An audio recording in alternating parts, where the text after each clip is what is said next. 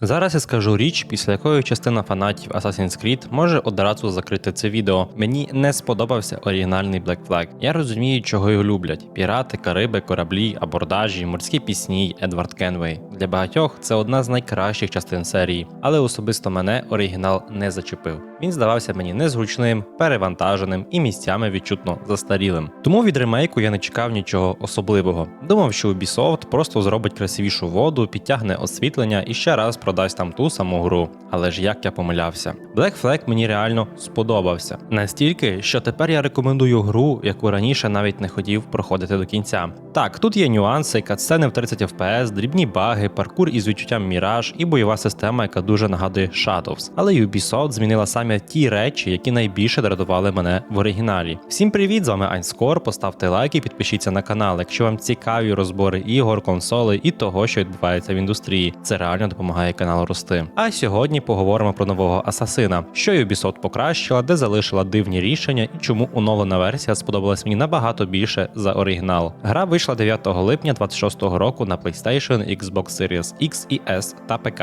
Ubisoft називає його не звичайним ремастером, а відтворення оригінальної гри на сучасній версії рушія Unreal, з оновленою графікою, геймплеєм і додатковим контентом. Основну розробку вела Ubisoft Сінгапур, причому до команди повернулася частина людей, яка працювала над версією 2013 року. І вже після перших хвилин зрозуміло, що це не просто старий асасин у новій обгорці. Найсильніше перше враження створює сам світ. Кариби виглядають реально красиво. Море, освітлення, рослинність, туман, шторм, сонячні відблиски на воді – усе це працює не як окремий графічний ефект, а як частина атмосфери. Коли виходиш у море на галці, гра іноді змушує просто сповільнитися і подивитися навколо. Попереду острови, небо поступово змінюється, команда починає співати. Поруч проходять інші кораблі, і в цей момент піратська атмосфера просто працює наповну. Саме тут я вперше подумав, що можливо цього разу дійсно пройду Black Flag до кінця. У старій версії я теж бачив красивий задум, але мене постійно відволікали застаріле керування, інтерфейс і загальна структура гри. Тут світ нарешті виглядає так, як його напевно пам'ятають фанати оригіналу, навіть якщо насправді у 2013 році він був набагато простішим. Цікаво, що самі розробники говорили про схожий підхід. Вони хотіли відтворити не лише буквальний оригінал, а радше той Black Flag, який залишився в пам'яті гравців. Яскравий, масштабний і атмосферний. Я граю на 4070 Ti, Ryzen 7 7800X 3D, на дуже високих налаштуваннях, без DLSS, отримую приблизно 80 кадрів на секунду. І для такої картинки, на мою думку, це хороший результат. Гра виглядає сучасно, працює плавно, і мені не доводиться одразу вмикати масштабування, щоб отримати нормальну частоту кадрів. Звичайно, у різних локаціях показники можуть трохи змінюватися, але загалом продуктивністю я задоволеним. А потім починається катсцена. Ти щойно бігав у плавних 80 FPS, камера переходить у ролик і раптом відчувається так, ніби хтось натиснув на гальма. Катсцени на ПК обмежені в 30 кадрів, і цей перехід дуже помітний. Це не проблема мого комп'ютера і не просідання продуктивності. Інші гравці технічні матеріали також підтверджують блокування роликів на 30 FPS. Спільнота вже зробила модифікацію, яка прибирає це обмеження. Але сам факт, що фанати виправляють таку річ майже одразу після релізу, виглядає досить смішно. Для когось це буде дрібниця, катсцена закінчилась і знову граєш із нормальною частотою кадрів. Але коли звикаєш до плавного геймплею, різниця закидається в очі одразу. І це дуже типова ситуація для Ubisoft. Гра загалом працює добре, а потім знаходиться одне дивне рішення, через яке ти сидиш і думаєш, навіщо? Окрім цього, я зустрічав невеликі баги та глічі. Іноді персонаж дивно взаємодіє з оточенням, анімація може смикнутися, ворог застрягнути або фізика на кілька секунд вирішує жити за власними правилами. Нічого такого, щоб зламало проходження, поки я не бачив, але грі точно потрібні патчі і додаткове полірування. Частина користувачів також повідомляє про вилюти та інші проблеми на ПК.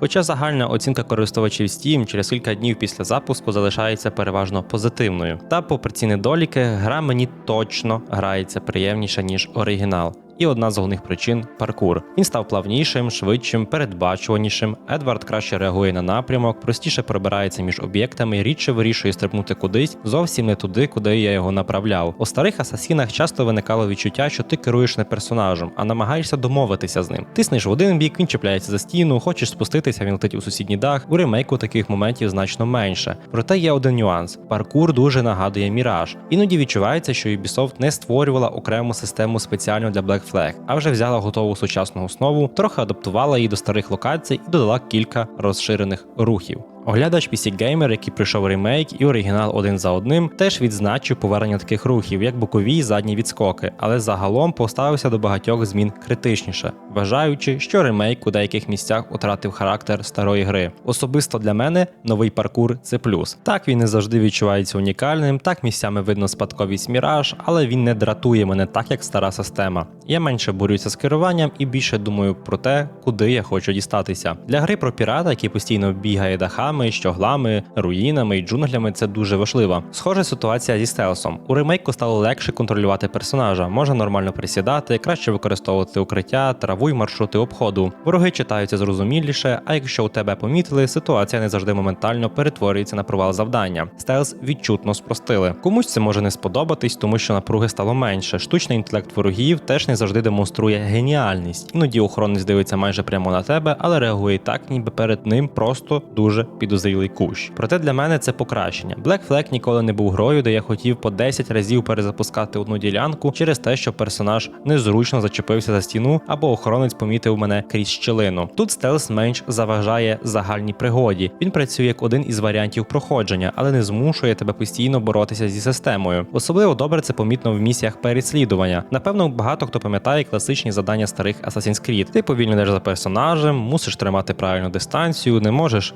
наблизитись, не можна відстати, не можна випадково впасти з даху. Водночас треба слухати діалог і молитися, щоб гра не провалила місію через якусь дрібницю. У рімейку ці завдання стали простішими. Тобі дають більше свободи, менше карають за кожен неправильний рух, а переслідування не так сильно ламають темп. Можливо, для когось це надмірне спрощення, але я абсолютно не сумую за старою системою. Я не запускав гру про піратів, що 5 хвилин повільно йти за людиною на однаковій відстані. Я хочу вийти в море, знайти корабель, обстріляти його з гармат, узяти на абордаж і продовжити подорож. Тому те, що Ubisoft зробила найбільш дратівливі місії менш виснажливими, для мене працює на користь гри. Ще одна зміна, яка мені сподобалась, відмова від класичної мінікарти. Замість неї тепер використовується компас. Спочатку я думав, що це буде незручно. У старих іграх ти звикаєш дивитися в кут екрана, бачити там маршрут, ворогів, скрині і усі позначки одразу. Але дуже швидко зрозумів, що без мінікарти почав більше дивитися на сам світ. Ти орієнтуєшся вулицями, будівлями, берегом, кораблями і напрямком на компасі. Гра все ще показує, куди треба рухатись, але більше не змушує половину часу стежити за маленьким екраном у середині великого. І цим разом Ubisoft зробила ще одну правильну річ – зменшила кількість скринь і луту. Карта більше не виглядає так, ніби хтось розсипав по ній пакет різнокольорових значків. Оригінальна частина вийшла у період, коли Ubisoft дуже любила наповнювати відкриті світи десятками однакових активностей. Скриня тут, колекційний предмет там, ще одна дрібниця на сусідньому острові, і через кілька годин ти вже не досліджуєш Кариби, а працюєш прибиральником карти. У рімейку цього стало менше, і я не відчуваю, що гра втратила контент. Навпаки, світ став чистішим, приємнішим, ти рідше відволікаєшся від подорожі заради чергової скрині, у якій лежить ресурс, про який забудеш через 10 секунд. Коли предметів сотні, кожен із них не має цінності, ти збираєш їх не тому, що тобі цікаво, а тому, що на карті висить значок. Тут дослідження стало природнішим. І для мене це одна з найкращих змін в рімейку. Ubisoft нарешті трохи відпустила стару формулу, де кількість позначок видавалася за насиченість світу, але найбільше суперечок, думаю, викличе бойова система. Вона стала сучаснішою і тепер помітно нагадує Assassin's Creed Shadows. Є ухилення, парирування, сильніші атаки, зрозуміліші сигнали від ворогів. Бій більше не зводиться до того, що ти стоїш у центрі групи, чекаєш контратаку і по черзі вбиваєш усіх, поки інші противники чемно дивляться. Тепер треба більше рухатися, читати атаки і вибирати момент для удару. Особисто мені нова система подобається. Вона не стає надзвичайно складною, але битви хоча б вимагають уваги.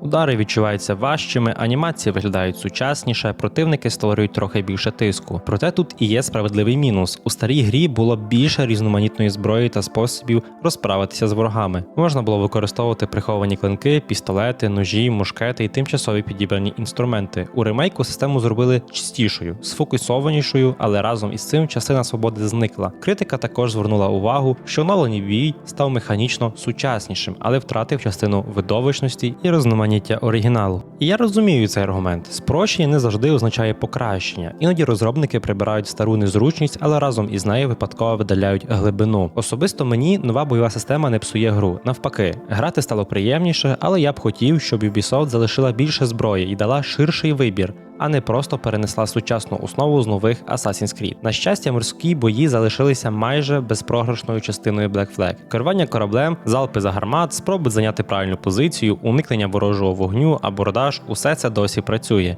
Навіть через 13 років сама ідея не втратила привабливості, а завдяки новій графіці морські битви стали значно видовищнішими. Хвилі підкидають корабель, погода змінює видимість, гарматні залпи накривають усе димом, а під час шторму звичайна сутичка може перетворитися на повний хаос. Огляди загалом теж часто називають плавання та морський бій одним з найсильніших частин ремейку. Навіть автори, які критикують інші зміни, визнають, що корабельні сутички і Карибське море досі працюють чудово. І саме під час плавання я нарешті зрозумів, чому люди так полюбили оригінал. Black Flag, можливо, не найкраща гра саме про асасина. Часто це взагалі піратська пригода, яка використовує Assassin's Creed як основу для сюжету. Але як історія про свободу, море, команду, скарби і поступове перетворення Едварда Кенвея, вона працює дуже добре. Просто раніше я не міг нормально це оцінити, тому що все навколо постійно мене дратувало. Незручний паркур, стара бойова система, перевантажений інтерфейс, нескінченні значки і місії переслідування. Тепер більшість цих бар'єрів прибрали, або хоча б пом'якшили.